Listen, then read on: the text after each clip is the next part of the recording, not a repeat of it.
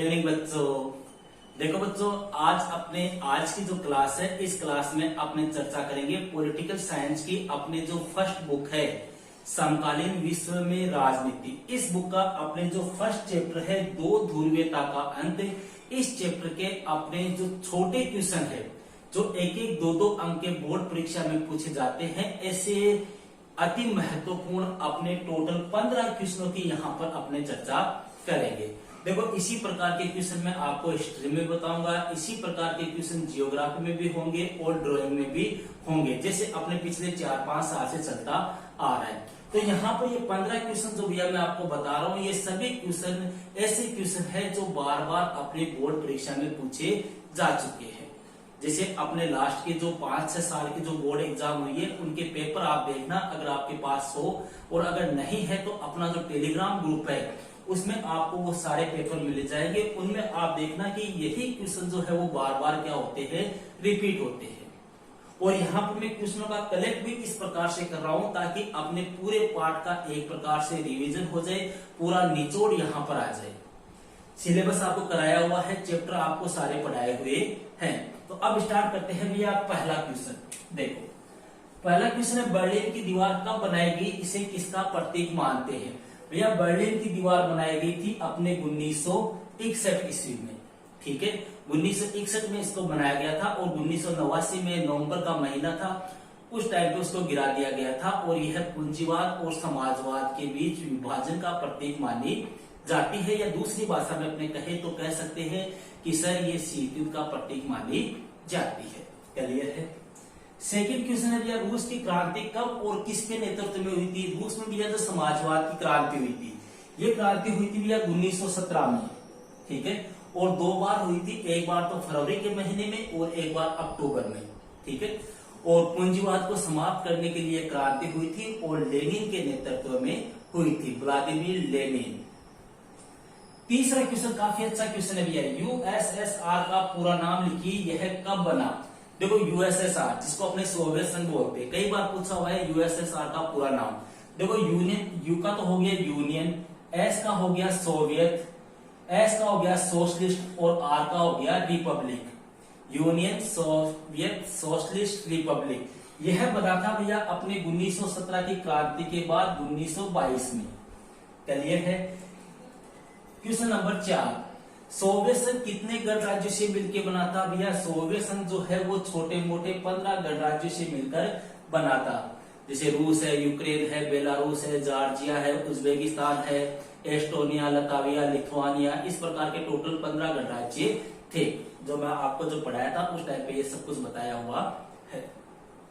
Question number 5 है भैया, Soviet संघ का विघटन कब हुआ। सोवियत संघ का विघटन हुआ था 25 दिसंबर 1991 को, ठीक है। विघटन के समय राष्ट्रपति कौन थे। राष्ट्रपति थे भैया मिखाइल गोर्बाचेव।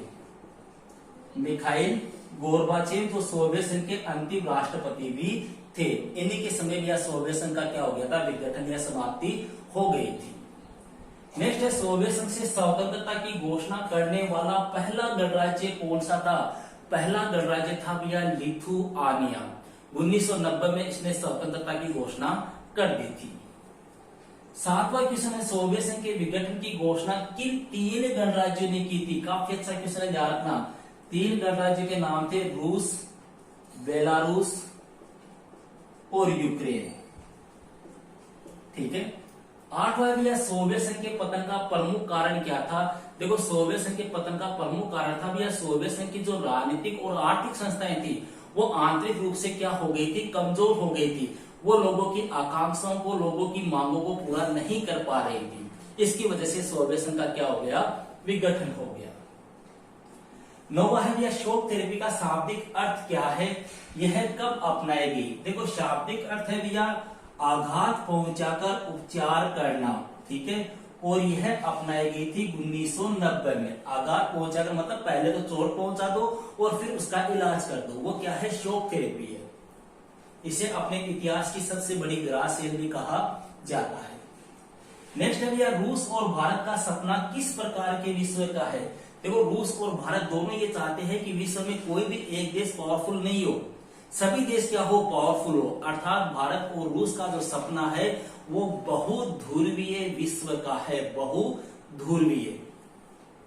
नेक्स्ट है भैया दो ध्रुवीयता से आप क्या समझते हैं? दो ध्रुवीयता का मतलब हो गया अंतरराष्ट्रीय फलक पर या अंतरराष्ट्रीय राजनीति में कितने देशों का शक्तिशाली होना? दो देशों का शक्तिशाली होना, वही क्या कहलाती है? दो ध्रुवीयता। जैसे शीत युद्ध के दौरान दो ध्रुवीयता थी, एक था अमेरिका, दूसरा था सोवियत संघ। नेक्स्ट है सोवियत संघ के विघटन के बाद रूस का पहला राष्ट्रपति कौन बना था? देखो सोवियत संघ का उत्तराधिकारी कौन सा देश बन गया? रूस बन गया। और रूस का पहला राष्ट्रपति बना था बोरिस येल्त्सिन। ठीक है। नेक्स्ट है भैया स्वतंत्र राष्ट्रों का राष्ट्रकुल क्या है? देखो जब सोवियत संघ का विघटन हो गया था, सोवियत संघ की समाप्ति हो गई थी, तो भैया रूस, यूक्रेन, बेलारूस, जॉर्जिया, इस प्रकार के जो कई गणराज्य थे उन्होंने स्वतंत्र होकर अपना एक समूह है, एक संगठन बनाया था, उसी को बोलते हैं स्वतंत्र राष्ट्रों का राष्ट्रकुल। ओके। चौथा क्वेश्चन भैया बाल्टिक गणराज्य कौन कौन से थे? बाल्टिक गणराज्य की बात करें तो देखो एस्टोनिया, लताविया और लिथुआनिया, ये जो थे वो किस प्रकार के गणराज्य थे? बाल्टिक गणराज्य थे, क्योंकि ये बाल्टिक सागर के आसपास में स्थित थे। अंतिम क्वेश्चन है भैया दूसरी दुनिया के देश किन्हें कहा जाता है?